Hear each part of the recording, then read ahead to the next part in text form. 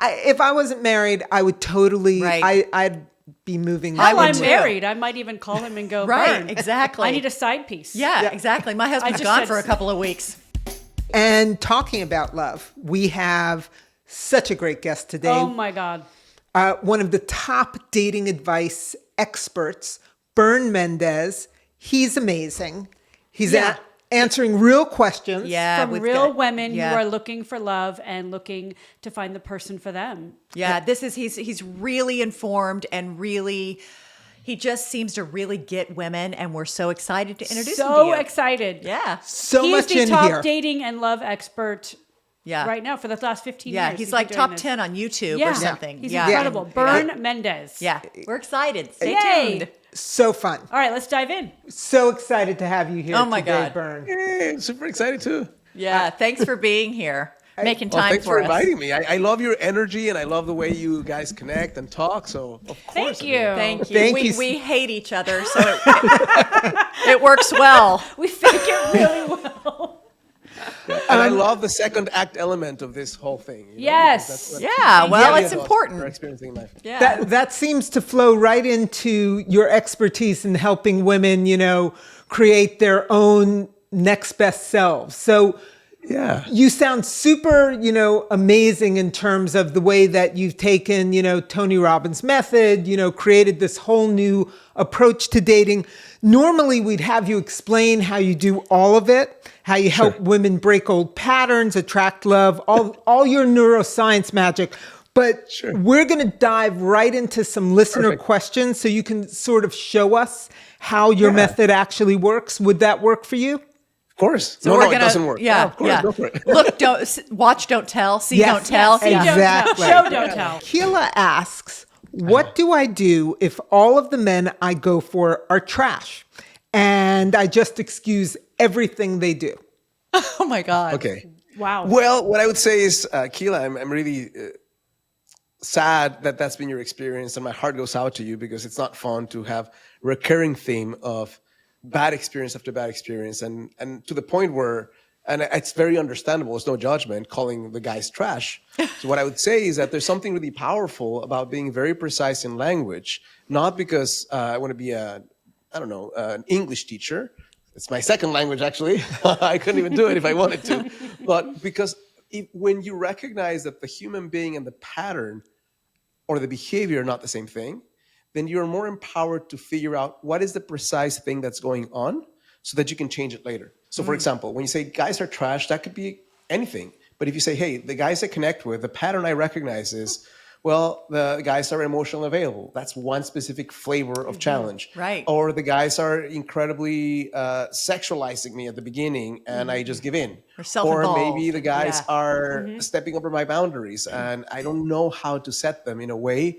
But because when you start framing it this way, then you almost start figuring out the solution in the way you frame the question. So if the challenge is, guys seem to step into all over my boundaries, well, my thing would be, well, what are the boundaries you're setting right now? And what are the consequences for those boundaries? And how can we work on that versus the trashy? Because trashy men, I'm not sure what to do with, but the specific chess moves that are being played, we can learn new moves in chess. So it would be specificity is what you're saying is really important. specificity Yeah. so that Right. also you lower the intensity of what you're experiencing in that moment. Trash feels intense to you? I don't know. It's a little could be intense, fun. you know?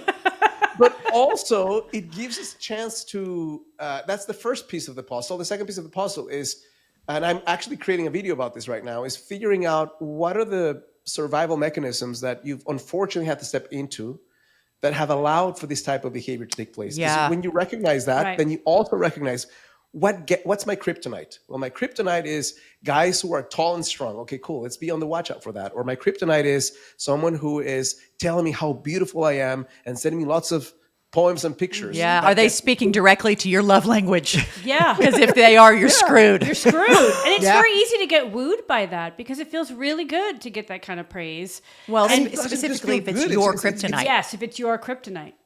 I mean, the studies that have been done, and this is not new. I mean, Helen Fisher did a lot with this, with people who are falling in love or in lust at the beginning of a relationship, Right. and people who are under the influence of cocaine, and it's the same thing Yeah. in your brain.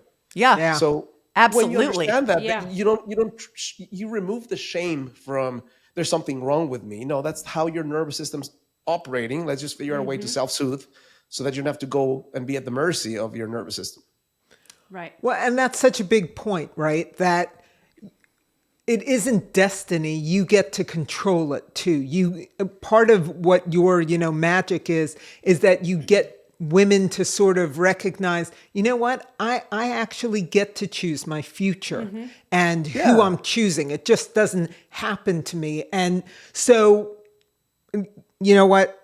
Why don't you Can I ask a quick question on that topic? Yeah. When you're talking about the effects of cocaine, being similar to, and I'm not going into cocaine. Don't worry, I'm going in the other way. Okay. What I wanted to ask you, yes, have you done blow? It reminded me of Not my line, question. Not my question. That's her dating question. This is For her you. This is her intervention question. My but yes. question for you is, how often do you find here? Actually, I'll be more specific because it was something I wanted to ask you anyway. Sure.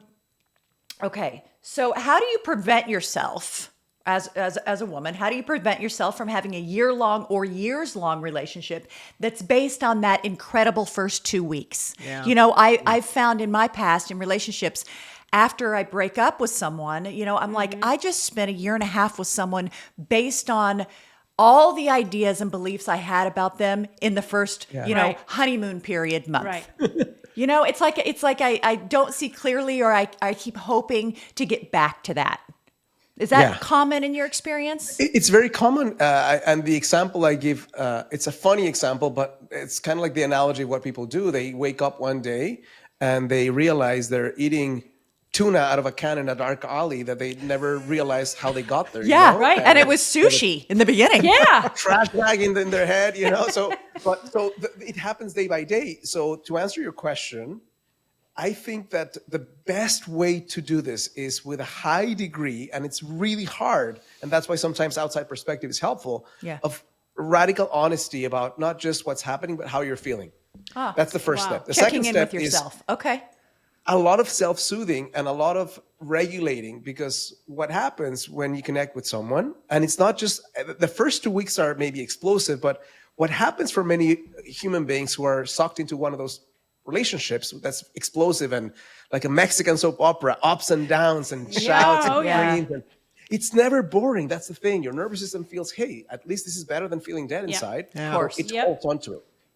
So part of it has to do with figuring out how to fill your own cup in ways that supersede or at least attempt to match the energy of the connection. The example I give is, imagine that you're on the desert and you've not been drinking water for a week and a half, and somebody comes and gives you a cold glass of water with dog poop. What do? You're going to drink it. If that's the only thing available, you're going to Good drink enough. it, right? You're going to ignore the dog poop and you're going to focus on the water because the dog poop is there. Yeah, that's the whole good enough theory. Yep. But if you have the glass of dog poop water and an Evian bottle of water, then you have a choice. So what happens when you're into that experience and that's all you're experiencing, if you don't have something else to give you that sense of light and dopamine rush that you're seeking, then you'll keep going back to that because it's that or death.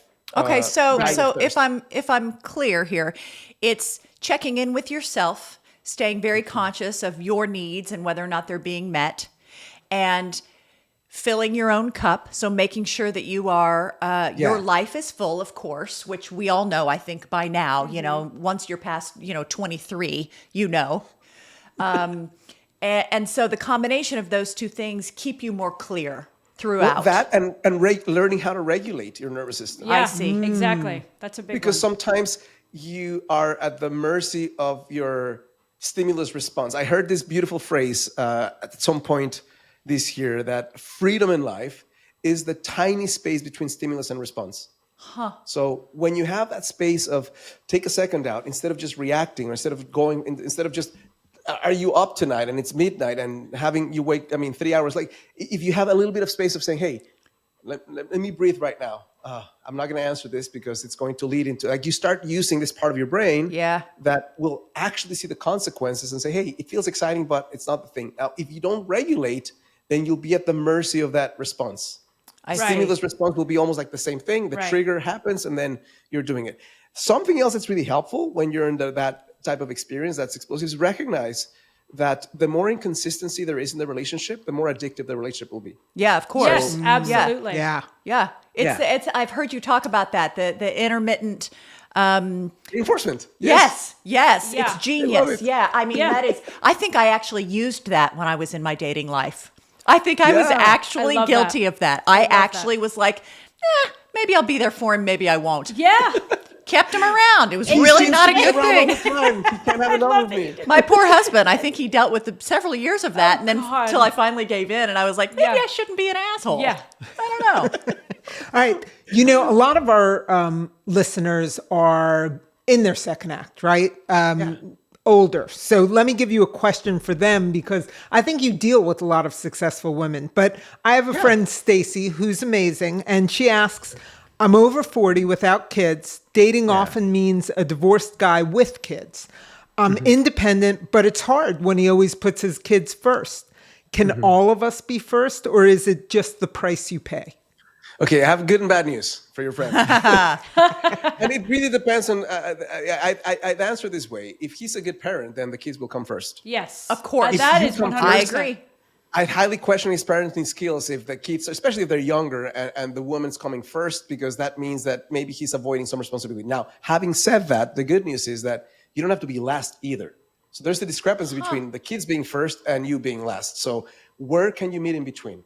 And also, what are some of the things that allow you as a human being, as a woman, to express what you're seeking from the beginning, to kind of gauge if that's even something that he's interested in. Now, that doesn't mean he's definitely going to do it, but it does give you a sense of what might even be possible from the perspective of wishes. Now, also important, so there's a few categories that to measure this situation, not just does he have kids or not, what kind of relationship does he have with his children? What kind of relationship does he have with his ex? Yeah. What's the split Yep, in that's this very telling. divorce decree talking about the split of time? What is that split? Right? Because if it's somebody who has full-time custody, it's going to be slightly more challenging. Yes. Or a lot more challenging than it's maybe 50-50. And it doesn't mean that it can work. I'll give you an example. I have a client whose number one desire was she will connect with a guy who has no children. And she ended up with a guy with 5 children. And Of she course she did, He's right? probably a good guy. Of course. He's probably But the guy has the ability to prioritize relationships, not just children. Yeah. right. He also Right. knows what it's like to not be the center of his own universe. Exactly. Yeah. Yeah. Which is You have to lovely for connect with anyone. someone- Which is yes. Exactly. You have to connect with someone who wants relationship. And something else that's really important is to figure out for your friend or for anyone who's listening in that situation is what's the level of intimacy you're seeking. And there's no right or wrong, but there's going to be different guys who are able to provide different levels of intimacy. Yeah. So if you measure it strictly on time, how much time is he spending with me? That might be one answer, but also what's the depth of the connection that you have? And what's the level of conversation? And what are the plans you have for the future? Also, something that's challenging for someone like that is that, for example, I advise my women clients to not, because I only work with women, to not introduce children until maybe 6 months into dating. And the reason Yeah, for that is right. because you don't know if the guy's going to be there for the long haul or not. And Yeah. introducing somebody that's super shaky is Yeah. something not good for the kids, even if the kids Right. are a little older. Yeah. Right. So it's going to take a little longer. It is a risk, but also, as you guys were sharing courageously, that if the guy is a little bit less selfish because he's had to become more selfless, Yeah. that may not be a bad trait. It's Right. just where is he at in his life? How much stuff does he have going on? And does he have the capacity for a relationship or not? So I wouldn't treat every guy who has children equally. And I would say that you do want someone who's prioritizing children because they're children. Well, I would find it incredibly sexy if I were single and dating a guy that had kids. If his kids were his world, I would find that incredibly sexy. And I think that's very telling in the kind of man he will be towards you when you step into the other role of being part of that world. And that takes time. And I, and this gets to a question that I have. I know you probably have lots of questions, Libby. It's sort of twofold, but I'll ask the first part. I have a dear friend who is beautiful and successful, and I mean wonderful, a catch on every level. I've known her for years. She consistently picks every horrible guy for her. So can you call her Bern? Can you call her and fix her? And I was actually sitting at her second wedding and all dressed up holding my champagne, and her sister turned to me and said, "Be prepared, this isn't going to last." And I was at the wedding. That's so sad. It's very sad. How do you rewire women who consistently go for the guy that is a dead weight or terrible for them? Consistently. Terrible for them how? Let's be specific Terrible for for Bern. them how either they treat her horribly, Like selfish? selfish, Okay. ex-drug addict who Oh, clearly okay. was still Addict, using, yep. expecting her to pay for everything, and see. she does because So she needs to be needed. she needs to be needed, but she I've also... fixed her already, Bern. You did. Thanks for Done. being We here. don't need you. So I'm sorry, this is a very long-winded way of asking. How do you help women change that kind of What they're pattern? attracted to. What they're attracted to and what I they had to think do they're that. worth. I get it. Yeah, Yep. and who they think... I luckily didn't have that problem, to be honest with you, but Right. I have numerous girlfriends who do. And Okay. they're Me too. They don't feel like they're worthy of a guy that's worthy of them. Yeah. How do you change that? Well, I'll say this: it's has nothing to do with intelligence, and it has nothing to Right. do with beauty. Because I've had, Okay. after doing this for many, many years, I realized there's incredibly intelligent women at every level. I mean, I'm talking about women working in government, women who are scientists and doctors and triple PhDs who still face this challenge, and there's a lot of shaming experience that happens because the world unfairly puts even more weight on women than men for some reason. If you fail at 100%. relationships, then Yep. you failed in life. A guy, well, he has other things, going for him. So there's that. And there's also for all the thousands of hours of schooling that we've had throughout life, for business, geography, chemistry, and if you studied law or you're a doctor, then that biology and all those things too. But how many hours on conscious connection and attraction? Like very few people have taken even a single hour of conflict resolution for romantic relationships. Wow. So it's no wonder that human beings sometimes enter these relationships that are really painful because there's no real groundwork on which to stand. Maybe you experienced your parents having a very dysfunctional relationship, Yeah. or maybe you experienced that type of connection yourself. So something that so the first thing I do is when I talk to someone, I find out what's the level of trauma, because you were talking about right now is trauma, basically right now. What's the level of trauma? How much work has been done on that front? And if that's somebody who's more of a therapy type of client or somebody who's more of a coaching type of client. But let's say the person's a coaching type of client. It's really important for that human being to recognize that there's nothing wrong with her, because otherwise there's the double shame of this is happening, and also I hate myself because Yes. And there's also something I'm- flawed yeah, in me. So there's yeah. that. So And I is it deserve me? this. Yeah, so I Yeah. deserve this, or is it me that's the reason it failed? Right. And she's Yeah. actually done that to herself before. Of and course. it's not the case. It's recognizing, we were talking about adaptive mechanisms at the beginning. There's typically, and I talk about the thermostat analogy. If you have a thermostat early in life, and the way you're cared for or not by your caregivers sets that thermostat, and it happens in the first couple of years of life, and then you have a little bit more wiggle room. But typically, I'm not saying it's unchangeable, but it's typically, if you don't work on it, you're set for the next 8 decades on that thermostat. Yeah. So let's say Yeah. that person experienced inconsistency from her parents, or this hot and cold type treatment, or abuse, or emotional neglect, or all of the above. Then the temperature set maybe at 50 degrees Fahrenheit, which is very cold.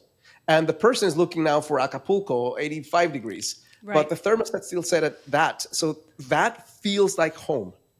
A guy who's dismissive, abusive is not good, but it's in a weird way comfortable because that's what her nervous system knows. So on Exactly. that note, do you believe the theory that we attract, I was going to say marry, because typically this is the philosophy, but do you Yeah. believe that we attract either our mother or our father?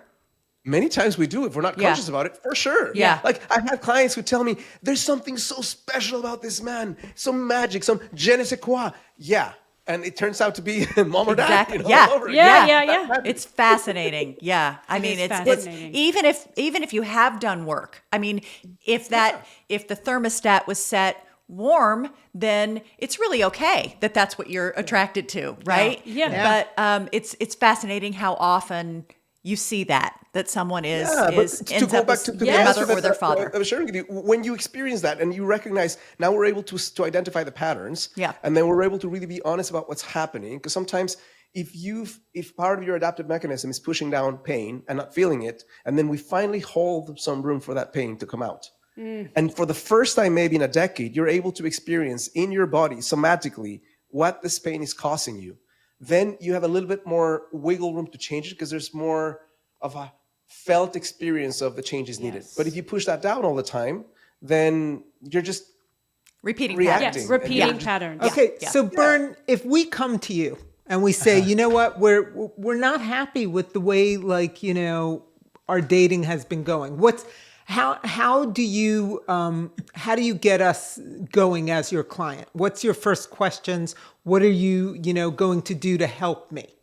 Well, my first question, if you knock on the door and say, "Hey, I need some help," is like, hey, "Tell me what's going on." So tell me about your last relationship. You know, what happened there? And what I'm listening for is not just what happened, but the nervous system and how she's sharing what happened, and what are the blind spot in terms. If somebody says, "Well, all the guys I've dated are assholes," okay, cool. What's the second part to that? What's your share in it? How self-aware is that human being in terms of her contribution to it? You know. So I ask a few questions, and then I figure out what the person wants. And then I also sense, is this person asking for something that in my experience is going to be incredibly hard to pull off. Yeah, in which unrealistic. Case, I'm not saying she can't do it. I'm just not your guy to get you to the moon in 2 days, you know?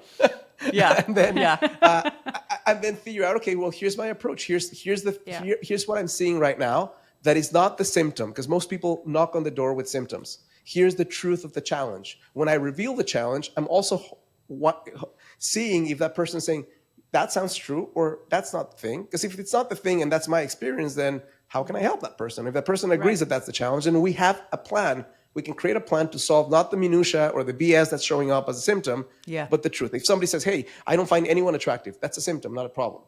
I attract unavailable guys. That's a symptom, not a problem. So what is the root cause? And then here's the plan to solve it. And here's what it's going to take.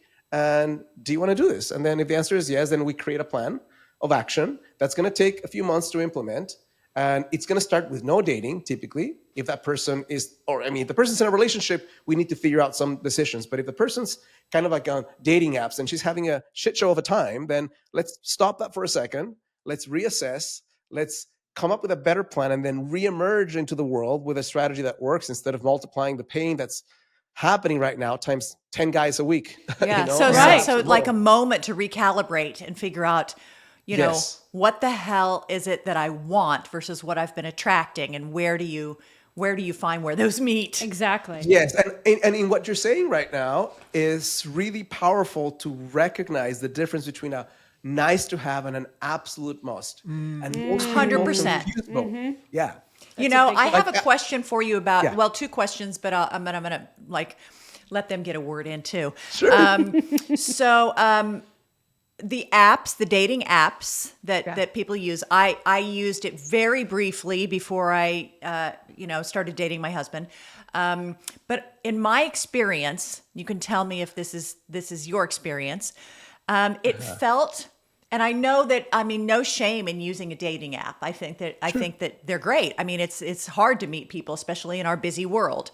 But when I tried it, I found that it was backwards for me. And let me explain that. I felt like, say you're, at a bar or even in the grocery store, and you see someone, down the aisle or something, and you have like an immediate attraction to them, and then, and say they do as well. And then you sort of get to know each other. With the dating app, I found that you start emailing or you start messaging and you start talking and you get to know them and you find you like them, and then you go and meet them in person. And if there's no spark and you're not attracted, that is incredibly insulting to be like, this isn't going to work, because they know why. It's like, I'm not attracted to you. So it's like, I feel like the attraction part for me had to come first, because otherwise it's like, there's no getting around why you don't want it to get right. There's like 5 things I can share about what you just said right now. So let me unpack it in steps. The first thing I'll say is dating apps can be fulfilling, but they can also be really painful. And they can be really painful because people have this hidden idea that you're going to find maybe 20, 30% in there that's a match. And I'm here to say that at most you'll find 1%. Yes. Oh my God. If you know that in advance, and you get 10 guys who are not the guy for you, and then dick pic every now. Yeah. You don't think the Fun. system's broken. Super Good fun. times. You know. So that's the first thing. The second thing I'll say is that, and again, Helen Fisher used to talk about, and she worked for Match. She did a bunch of studies for Match, really relevant studies. Yeah, that's the And she one used that to I was call on. dating apps introduction apps. Because if you look at it as an introduction app, and then you do everything you need to do, like you connect on the app, and instead of really falling in love with the pen palship of the whole thing, Right. you get to meet the person as soon as possible within reason. That's really And what smart we know because that I is- think that I was scared to meet in person because I had never Right. done well, it you have before. a video call first. So you have a video call first Yeah, to make yeah. sure that and you'll see so much more on a video call than you will on a phone conversation. Totally. or on Body text. language, Yeah. voice, Yeah. everything. Everything. And now when I say that, you're not gauging to see if your heart explodes with No. passion when you meet them. You're just avoiding the hell no experience of going into a space Right. and the person looks 50 years different from their pictures. Yeah. And Yes. missing three We've been there. teeth and smells. You know? Yes, especially if you get like a black and white picture to start with. Oh, it's yeah, like you're that like- does not giving me enough Very artistic. information. I call bullshit on that, dude. That is Well, not this what you was look 20 like. years ago. Let's be fair. Okay? I mean, not 50 years ago, but still. But quite a while ago. If you Who's do it that and five, you meet Corey? in person, then and here's the other thing I'll say: you don't have to feel the instant chemistry. You can Right. feel chemistry growing through time. If you feel repulsion, that's one thing. But Well, if you no, don't feel right. that, That's never nurture- gonna happen, because sometimes the instant chemistry is this trauma bond, or is this type of reminds me of mom or dad type Yeah, of experience as well. Right. Oh, you it's take a little fucking longer for that to amazing grow, and then- terrible all at the same time. And that all feels really good, though. Like the drama great, of but it's going, terrible. And I think it's some women are so anxious to find that one that they will That gets put their that heart person- beating Yes, that fast they're like, and he could be the one, and you're like, are you actually seeing that he's not? Because it's okay that he's not. But that I do have a quick question. I know you have a question. Okay. You talk about, and this is getting back to like the rewiring of women to Sure. to find the actual real love and emotional connection that they deserve and that will actually sustain in a relationship that's wonderful. And I love the habits that you talk about, and the one specifically that I love the most that I think pertains to all women, not just older but everywhere, is, you know, it's okay to be in your own weirdness and quirkiness. Don't make yourself vanilla. But that's Yeah. very Yeah. easy to say when women, as you earlier had said, we face a lot more challenges than men do. sure. If you're too thin, you're something. If you're too heavy, you're something. If you're too powerful, you're intimidating. We all have to look 25, no matter how old we are. So Good thing is you do. I totally do. Don't look too You close. all do. That's Don't right. we? Don't we? I don't. Yeah. It's all smoke and mirrors and neck tape. Here's a neck Smoke tape. and mirrors and neck tape. That's the new podcast. your we're doing. autobiography. That's it, the Jill Shea story. But talk a little bit about how you help women step into really being themselves. So when they do meet that person, it is the person for them and authentically for them. Are there habits or things that they should be doing? That's part of that recalibrating, I would think. Yeah. That's part of taking yourself out of the dating space for a little bit before Yeah. you can go back into it. And I'll say this because I think there's a lot of talk about you can be extreme about it in a way that's not healthy, in the sense that you don't have to be perfect to go back into the dating pool. You don't have to fall in love with your life at a level that is explosive either. You just have to like yourself a little bit more and feel like there's something in your life that, irrespective of men, creates a sense of fulfillment and joy, not just intellectually, but emotionally. So whatever it takes, each client is different. So there's things that fit some people and not others, but I'd say movement is the first thing.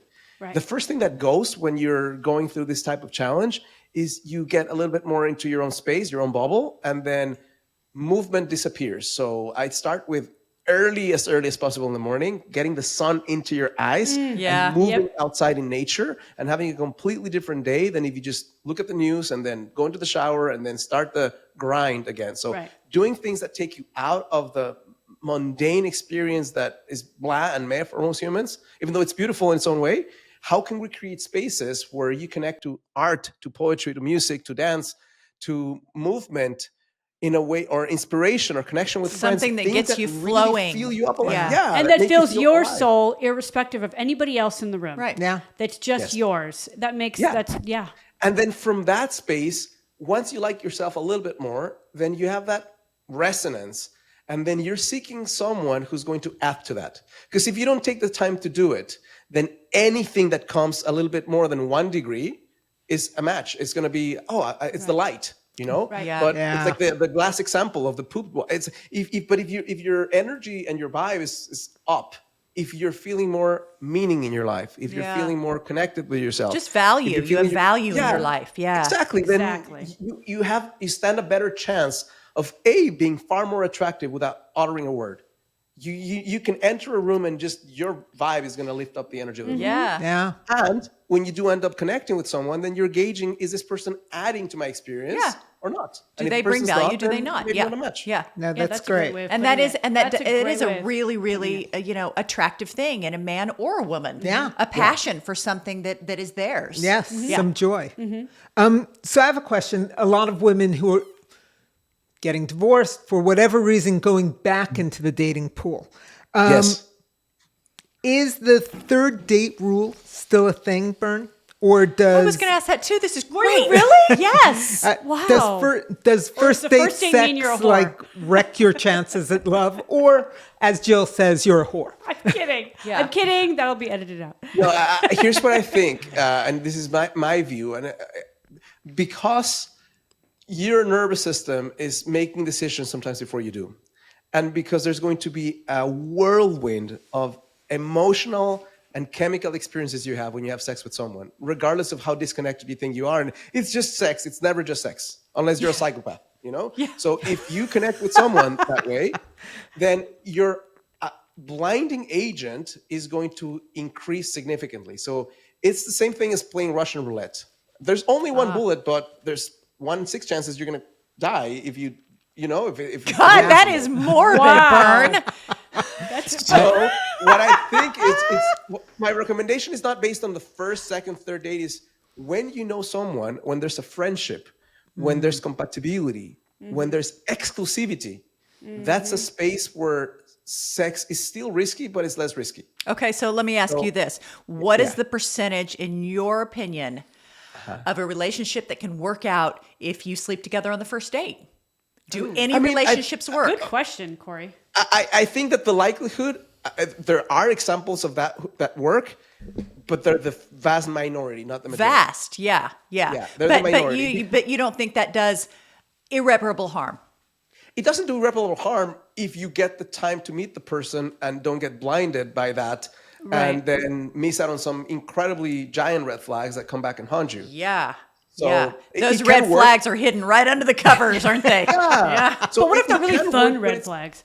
It's the exception versus the rule. Yeah, I heard that Right. that thing. Speaking of red flags, where somebody said, "I saw the red flags, but I just thought it was a circus." That is the best way. I've never heard that. So That's fun. fantastic. So fun. And the circus can be really fun, and then it's really painful at Yeah, some point. yeah. And Yeah. What's Not what's worth it. one thing a woman can do to attract the right partner? I mean, you did say like working on yourself and being happy. Is there something else, or is there something they shouldn't do? Well, there's many things people can do. There's not just one thing. I'd say one thing that's really helpful is, I'm not going to go into the internal aspects. We've been talking about that. Is being in the right room. And what do I mean by that? You can go to a bar and meet men, or you can go to a personal development event. That's 2 Right, days right. instead of just instant. And then you have time to have in-person conversations with men who are also into personal development. I'm not saying that's the end all be all, but that's one example of a better room Yeah. than a bar to connect with What someone. kind of person do you want to attract? Yeah. Yeah, Frequent because those if- places. Yeah. I used to say when I was single, why do you shop at Gelson's instead of Ralph's? Well, I'd rather meet the guys at Gelson's than I would at Ralph's. Yeah. So, yeah, I think That's another great way of putting it. Yeah. Walmart Why- or Whole Foods. That's right. Yeah. That's exactly right. I mean, But if you right? like Walmart, then you'll meet a Walmart guy. So You go just to have to Walmart. expose But yourself. If you like Whole Foods, yeah, That's right. To who you Yeah, are there's authentically something about the nature of a room that filters what you out want. through and what you want. because of the shared Exactly. values, the type of people who don't fit into that room. So because it's, if you're a woman in midlife and you have a college degree and you have a median income or above, which is a lot of women these days, Yeah.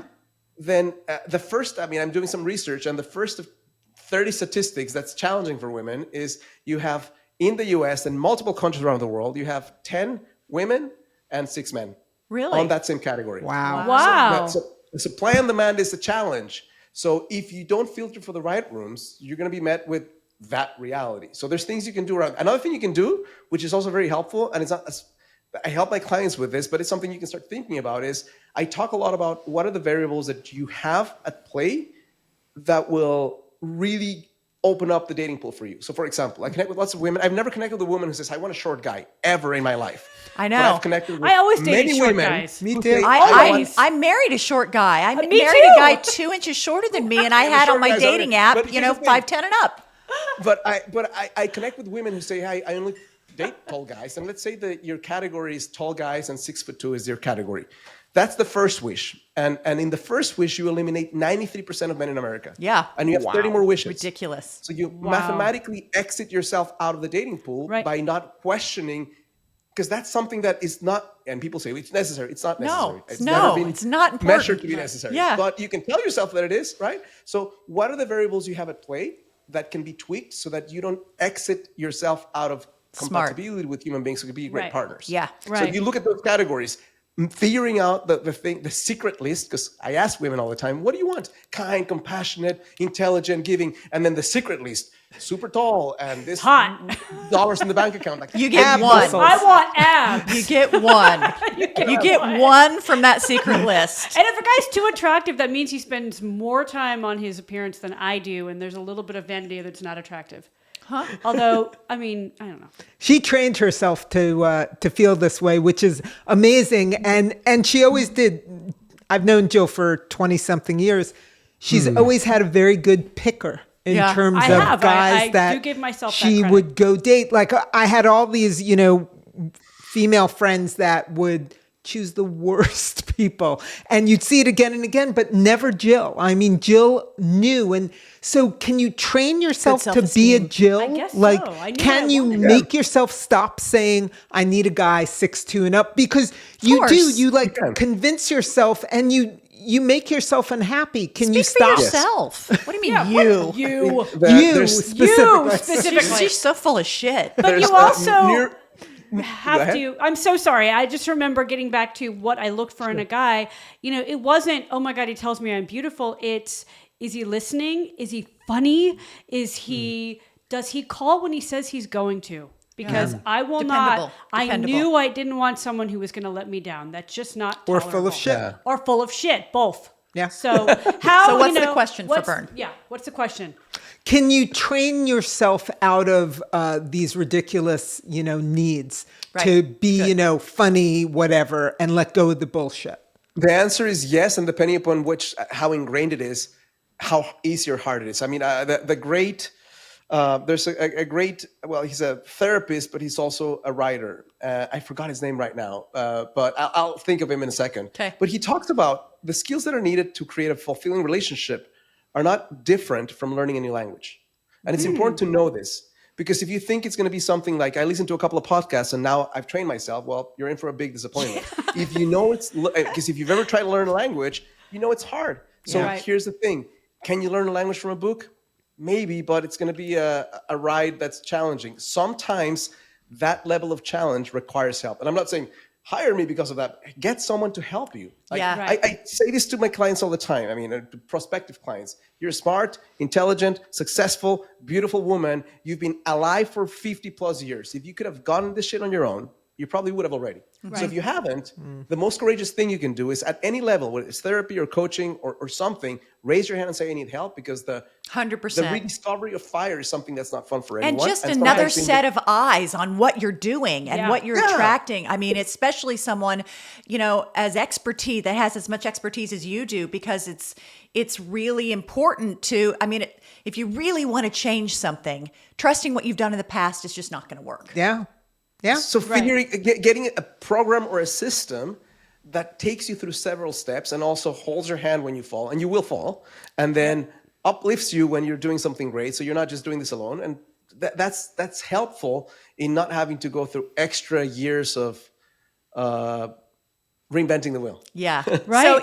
So have you found in those experiences that it's a gradual process? Because in my experience, I dated really great guys, and then I went through a period of time in my 20s where I dated a couple of not great guys. Like, Yeah. it was the drama, or it was the, I was supporting them and basically being a mother figure and or somebody else who was just some terrible ones. And I decided I need to change what I'm attracted to, because I'm not going to marry somebody that treats me like that. So it was gradual, though. I dated a couple of guys after that I really sort of forced myself to go out with, because I was like, nope, I'm changing what I'm attracted to. And this guy is a really solid guy, seems into me, gonna give it a shot. Those didn't necessarily work out, but gradually I got back to, this is someone I'm attracted to and they're good to me. Yeah. But it was not an immediate process. So are you saying it's not immediate for sure? Okay, so you're saying you just got to give some a shot. It's not immediate, and the decision can be made. The decision doesn't have to take years. It's just that once you make the decision, the learning of the language is not immediate. It's like having a trainer. Yeah. If you don't make the decision, you'll never learn the language. So it's a two-part answer. The first part of the answer is it's once you really help someone to make the decision, and it's heartfelt, coming from within decision.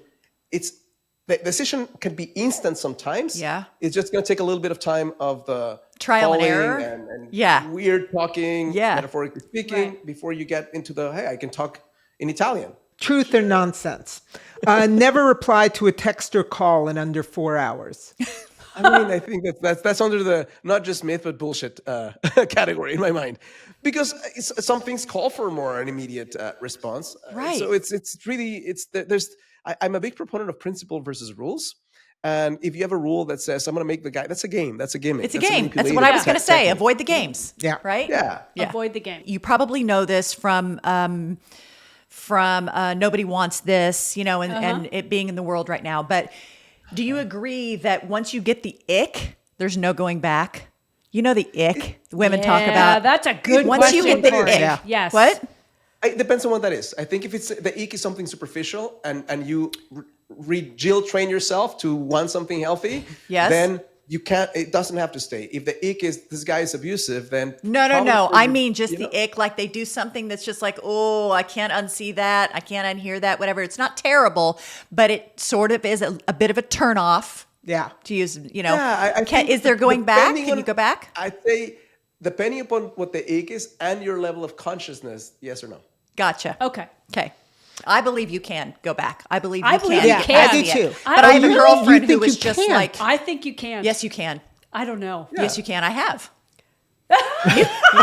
You might not be able to, but I can. Well, you have to when you're married, maybe. But No, not with Stuart, but I have in the past. Oh, really? Okay. That's all a right. daily ick. You're talking Or it about could be- marriage. I'm talking about, I also could be my hormones. On certain days, I hate things, and certain days they don't bother me. Right. It all right, depends right, on the right. day. Yeah.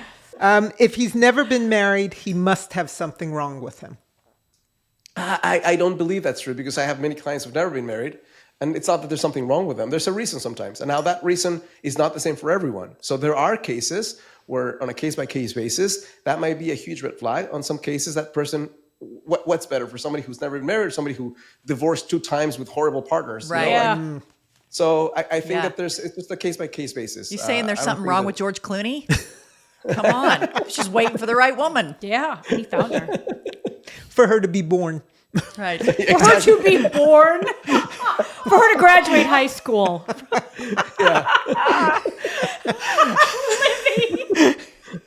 Okay. A great relationship, and we're obviously the proof of this. A great relationship should be effortless and require no work. Oh, fuck Yeah, off. that's not That's true. bullshit. Yeah, it's complete bullshit. At the same time, a relationship also shouldn't be pulling teeth every single day. There's a difference between Right. something that's naturally challenging and something that's goes onto the other side of things. And there's too many people that I've connected with who have this thing of let's make it work.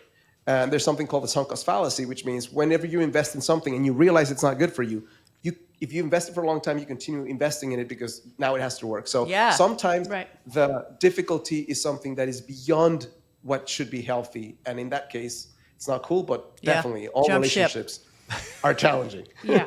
Yeah, of course they are. Yeah. What makes your dating expertise so different? I mean, there's a few things. First of all, I think it comes from a place of heartfelt experience. This is something I do because I love doing it. This is not just something that I let's figure out a way to make some quick cash. I love what I do. I've been doing it for a long, long time, which I've been able to see lots of trends in the time I've been there. Throughout that time, I've had the beautiful opportunity to go into different fields of study, including more of the neuroscience aspect of things, which makes a big difference, more of the trauma-informed side of things, which also makes a big difference.